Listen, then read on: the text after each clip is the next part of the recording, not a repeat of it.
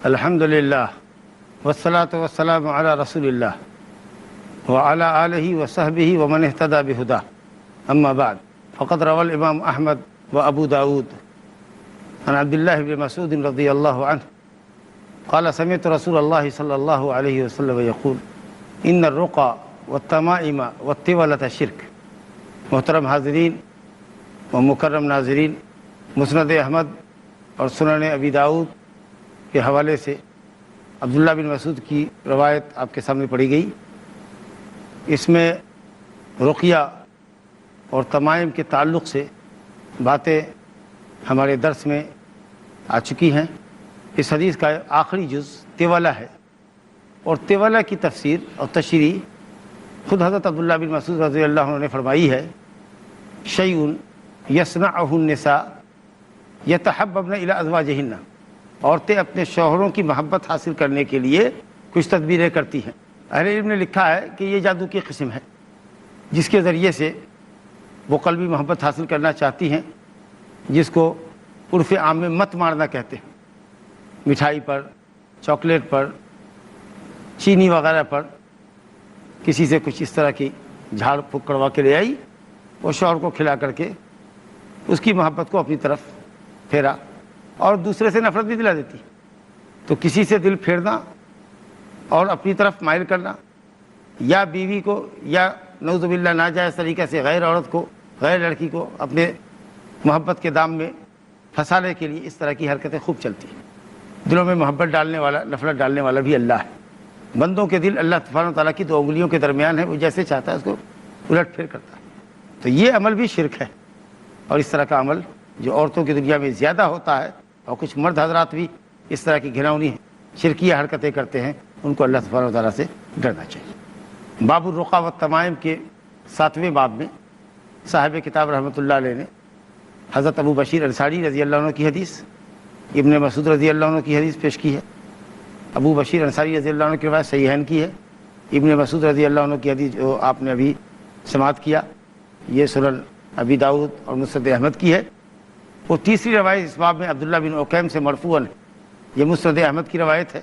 نبی کریم صلی اللہ علیہ وسلم نے فرمایا، عبداللہ بن عکیم مرفوعاً روایت کرتے ہیں، نبی صلی اللہ علیہ وسلم نے فرمایا، مرفوع بولے تو نبی صلی اللہ علیہ وسلم سے یہ حدیث ثابت ہے، اس کی سند کو، اس کی نسبت کو راوی نبی صلی اللہ علیہ وسلم تک لے جا رہا ہے، مرفوع حدیث یعنی نبی صلی اللہ علیہ وسلم سے روایت ہو رہی ہے۔ بڑے پتے کی بات کہی، اور بہت مختصر بات میں بہت بڑی بات کہہ گئے۔ نبی صلی اللہ علیہ وسلم کی خوبیوں میں سے ایک خوبی یہ تھی کہ اللہ نے آپ کو جوامع الکلم عطا فرمایا تھا، کم لفظ میں بڑے بڑے معنی ادا کرتے تھے۔ یہ آپ کی نبوت کے اوصاف میں سے یا نبوت کے دلائل میں سے ایک اہم دلیل تھی۔ آپ نے فرمایا، من تعلق شیئا وکل الیہ، جس نے کسی چیز کو لٹکایا یا کسی چیز سے اپنے قلب کا تعلق جوڑا، وہ اسی کی طرف پھیر دیا گیا، اسی کی طرف سونپ دیا گیا۔ قلب کا تعلق، یا اسی طریقے سے کوئی چیز لٹکایا، وہ قلبی تعلق بھی رکھا اور کچھ لٹکایا بھی۔ نبی صلی اللہ علیہ وسلم نے فرمایا وکل الیہ، وہ اسی کی طرف سونپ دیا گیا، یعنی اللہ تعالیٰ اس کی مدد سے ہاتھ اٹھا لیتا ہے۔ اور اگر کسی نے اپنے قلب کا تعلق اللہ سے جوڑا ہے، تعلق باللہ، بھروسہ اللہ پر ہے، اعتماد اللہ پر، اپنی حاجتوں کو اللہ کے سامنے پیش کرتا ہے، روتا ہے، گڑ گڑاتا ہے، اللہ اس کو ہر شر سے کافی ہوتا ہے، ہر بعید شے کو قریب کر دیتا ہے، ہر سخت کو آسان کر دیتا ہے۔ الیس اللہ بکاف عبدہ ومن یتوکل علی اللہ فہو حسبہ قل حسبی اللہ علیہ یتوکل المتوکلون حسبنا اللہ ونعم الوکیل نعم المولا ونعم النصیر۔ یہ ایمان والوں کی شان ہے، ہر حال میں وہ اللہ پہ بھروسہ رکھتے ہیں، حتیٰ کہ ایمان کے کمال کا تقاضا یہ ہے کہ کسی جھاڑنے والے کو بھی تلاشتے نہیں، رقیہ شرعیہ کے پیچھے بھی نہیں بھاگتے۔ ہاں اگر کوئی راقی آئے خود سے آفر کرے کہ میرے پاس قرآن اور حدیث سے رقیہ ہے، آپ کو یہ تکلیف ہے، میں دم کرتا ہوں انشاءاللہ شفا ہوگی، تو ٹھیک ہے۔ یہ کہنا چاہیے کہ اگر آپ کو سہولت ہے، آپ کو کوئی پریشانی نہ ہو، آپ کی کوئی ٹرین ہماری وجہ سے نہ چھوٹتی ہے تو آپ کر گزریے، لیکن ہماری وجہ سے تکلیف آپ مت سہیے۔ اللہ ہمارے لیے کافی ہے، جو کچھ ہم جانتے ہیں قرآن مجید کی آیات سے اپنا ورد وظیفہ کرتے ہیں، اللہ شفا دینا۔ یہ کمال درجے کا ایمان ہے۔ چہ جائے کہ جو لوگوں کی حالت ہے رقیہ کے پیچھے جو بھاگتے دوڑتے ہیں، رقیہ شرعیہ کیا، رقیہ غیر شرعیہ کے پیچھے، غیر مسلموں کے پیچھے، مشرکوں کے پیچھے بھاگتے ہیں، جی غیر مسلم بت کے پجاریوں کے پیچھے ہم نے دیکھا ہے کہ لوگ بھاگ رہے ہیں، بھیڑ لگی ہوئی ہے، اس طرح کے لوگ ہوتے ہیں، نعوذ باللہ من ذلک۔ تو اللہ سے اپنے قلب کا تعلق رکھیے، انشاءاللہ اللہ آپ کو کافی ہوگا۔ من تعلق شیئا وکل الیہ، جس سے دل جوڑو گے، جس چیز پر دل اٹکا رہے گا، فلاں جھاڑ دے گا تو ہی اچھے ہوں گے، چلو تو اللہ کہتا ہے ٹھیک ہے اسی سے جھڑواؤ، دیکھو اچھے ہوتے ہو کہ نہیں ہوتے ہو۔ تجربہ سے یہ ثابت ہے، دلیل سے یہ ثابت ہے کہ وہ آدمی صحت یاب نہیں ہوتا۔ اور جو اللہ پر بھروسہ رکھتا ہے، تکلیف آہستہ آہستہ آہستہ زائل ہو جاتی ہے، چاہے وہ سحر کی شکل میں ہو کہ شیطانی عارضہ ہو، انشاءاللہ تعالیٰ وہ سب عاجز آ کر کے پیچھے چھوڑ دیتے ہیں۔ اس باب میں جو چوتھی حدیث باب الرقیٰ والتمائم کے تحت امام مجدد الدعوہ نے نقل کی ہے، وہ مسند احمد کی روایت ہے۔ نبی کریم صلی اللہ علیہ وسلم نے اپنے صحابی حضرت رویفہ سے ذکر کیا کہ رویفہ لعل الحیات ستطول بک، شاید تمہاری زندگی میرے بعد لمبی ہو۔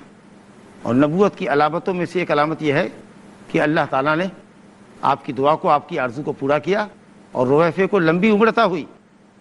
چنانچہ سن 56 میں ان کا انتقال مصر کے ایک شہر برقہ میں ہوا، جہاں کے یہ امیر تھے، گورنر تھے۔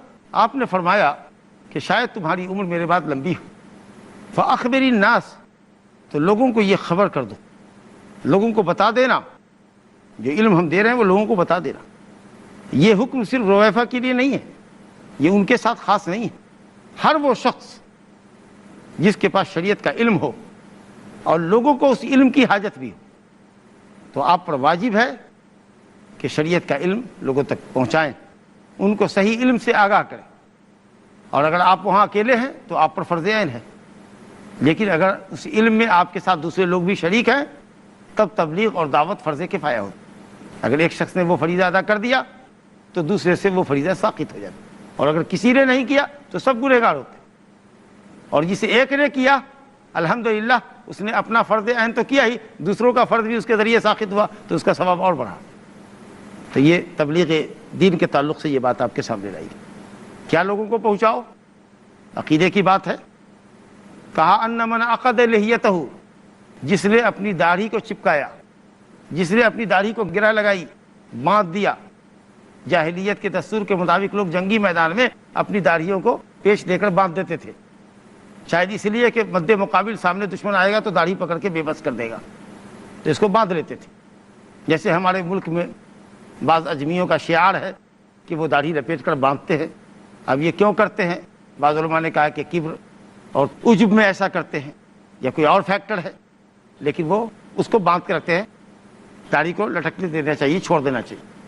اور خاص کر نماز وغیرہ کے اندر رکوع میں اور سجدہ میں، خاص طریقے سے سجدہ میں جانے کے وقت کپڑے کا جو کنارہ ہے، دامن وغیرہ، اس کو لٹکنے دینا چاہیے تاکہ آپ کے ساتھ ساتھ وہ بھی سجدہ کرے، چاہے ریت پر ہی کیوں نہیں سجدہ کر رہے ہیں۔ اگر داڑھی گرد آلود ہوئی تو کس کے لیے گرد آلود کیا آپ نے؟ اللہ کے لیے کی۔ اس لیے حدیث میں خاص طریقے سے آیا ہے کہ نماز میں کپڑوں کو اور بالوں کو سمیٹ کر نہ رکھا جائے۔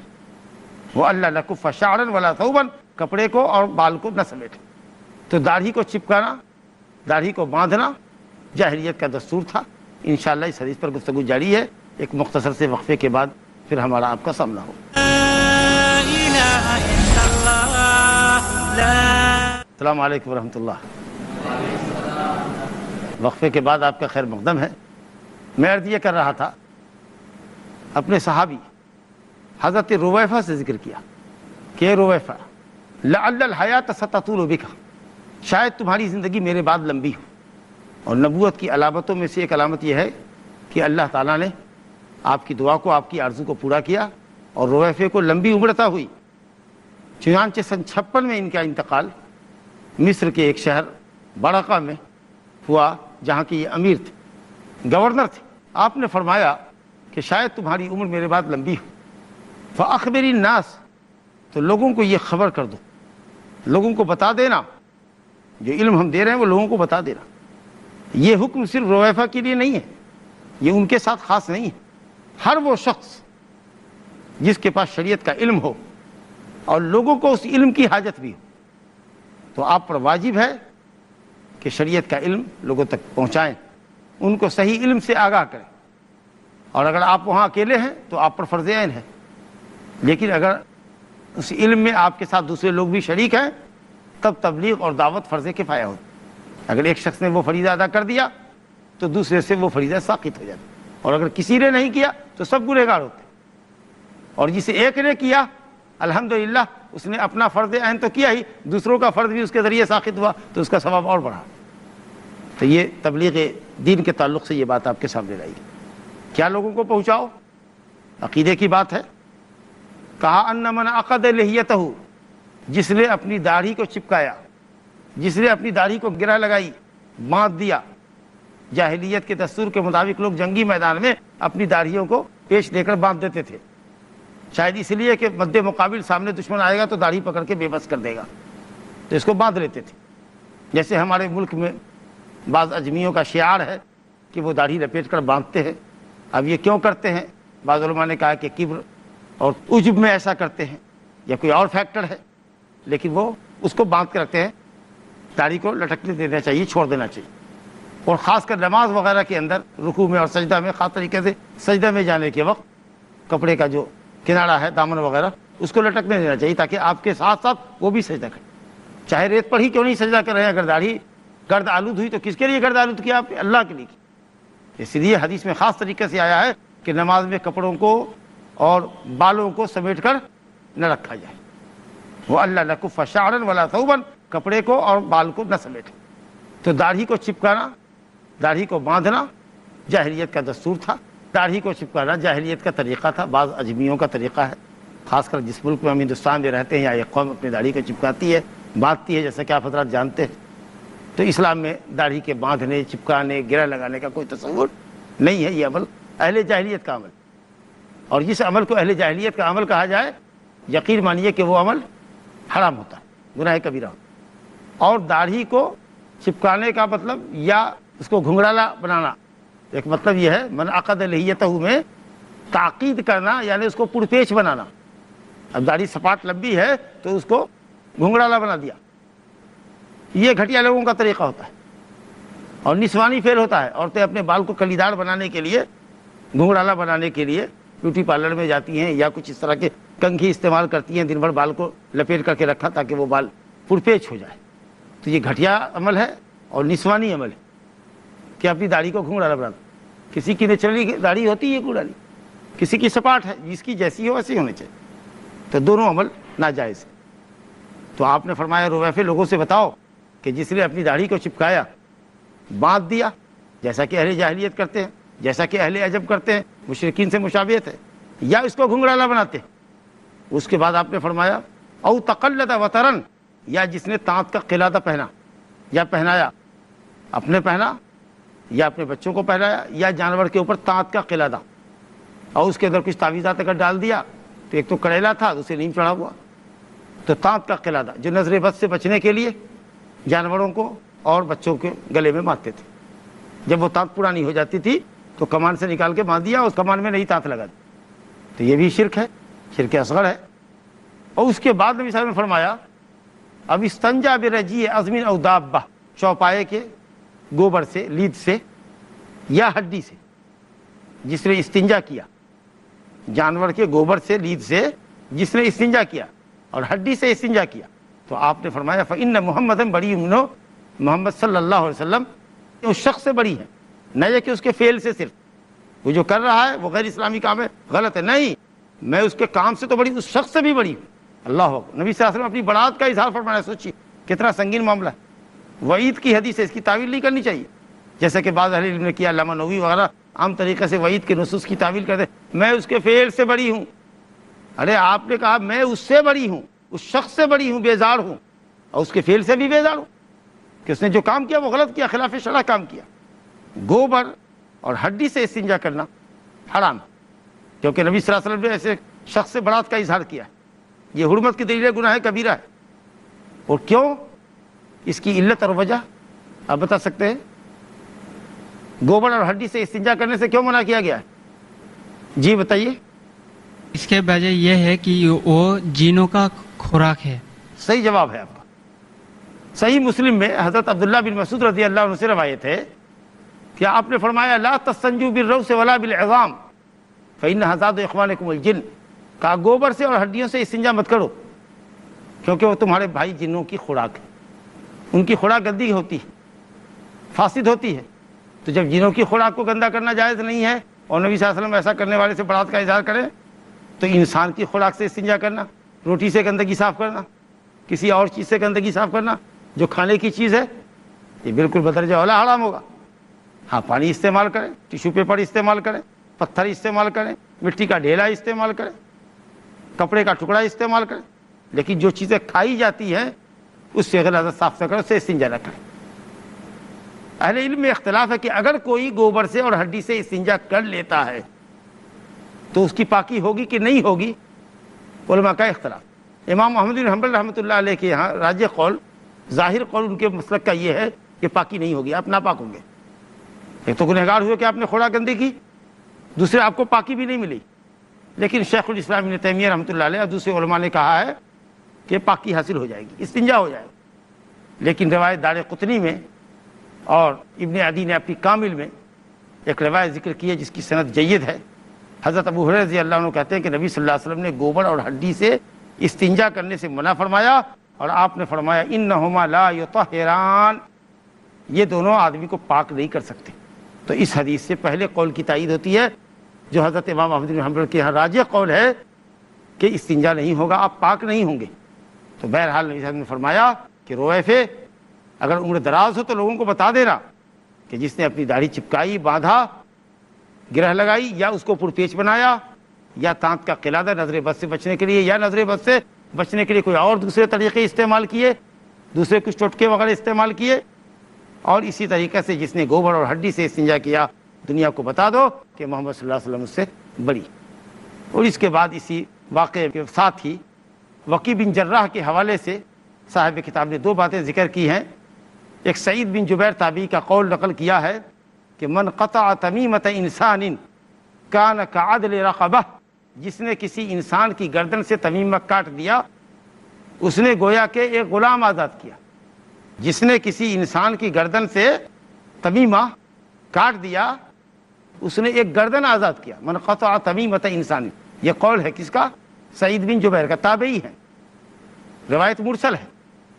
لیکن علماء نے کہا کہ مرسل حدیث حجت تو نہیں ہوتی ہے، لیکن یہ حکم میں مرفوع ہے، کیونکہ ثواب اور عقاب کی بات کوئی صحابی کوئی تابعی اگر کہے تو یقیناً اس نے نبی صلی اللہ علیہ وسلم سے سنا ہوگا، تابعی نے صحابی سے سنا ہوگا، صحابی نے نبی صلی اللہ علیہ وسلم سے سنا ہوگا۔ یہ بات ایسی نہیں کہ اس میں رائے اور قیاس کو دخل ہو۔ یہ کہنا ہے گردن آزاد کرنے کا ثواب ملے گا، یقیناً یہ بات سنی ہوگی۔ لیکن افسوس یہ ہے کہ یہ مصنف ابن ابی شیبہ میں روایت ہے اور اس میں لیث بن سلیم ضعیف راوی ہے، اسی لیے یہ حدیث محل نظر۔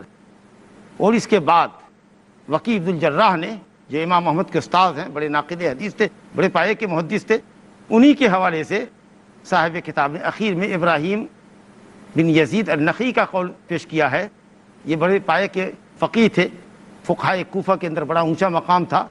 یہ نخعی کہتے ہیں کانوا یکرہون التمائم کلہا، حضرت عبداللہ بن مسعود کے جملہ شاگردان جس کے اندر علقمہ ہے، اسود ہے، عبیدہ سلمانی ہے اور دوسرے لوگ، سب کے سب تمائم کو مطلق مکروہ جانتے تھے۔ اور جب سلف کی اصطلاح میں مکروہ کا لفظ استعمال ہو تو سلف کی اصطلاح میں یہ مکروہ حرام کے معنی میں ہوتا۔ کہا یہ لوگ مطلق تمائم کو، کلہا، قرآنی تعویذ ہو کہ غیر قرآنی ہو، کانوا یکرہون التمائم کلہا من القرآن وغیر القرآن، قرآن کی تعویذ ہو کہ غیر قرآن کی تعویذ، جو بھی تمیمہ لٹکائی جانے والی ہے، حضرت عبداللہ بن مسعود کے شاگردان اس کو ناپسند کرتے۔ زبردست بات، اور اس کی سند صحیح۔ اور یہی بات جو فتویٰ دیا ہے حضرت عبداللہ بن مسعود رضی اللہ عنہ نے، وہ حدیث کی روشنی میں ہے، اور ان کے شاگردوں نے بھی کو فالو کیا ہے، کیونکہ حضرت عبداللہ بن مسعود رضی اللہ عنہ کی حدیث ہم پڑھ چکے ہیں، ان الرقا والتمائم والطوالۃ شرک، تمائم مطلق، حدیث میں قرآنی تعویذ غیر قرآنی تعویذ کی تفصیل الگ الگ نہیں آئی۔ تو اس لیے راجح قول یہی ہے کہ تعویذات چاہے قرآنی ہو یا غیر قرآنی ہو، وہ سب کی سب مکروہ ہیں، علی الاقل تو مکروہ ضرور ہیں، اس لیے ان سے بچنا چاہیے۔ کیا وہ لوگ جو نخعی کے فتوے پر فتوے دیتے ہیں، کیا ایسے علماء سے ہم یہ امید رکھیں کہ وہ تعویذ کے لکھنے، بانٹنے اور بیچنے کا کاروبار بند کر سکیں گے؟ واللہ نعم الموفق وخیر مسئول، وصلی اللہ علی نبینا محمد وآلہ وصحبہ وسلم۔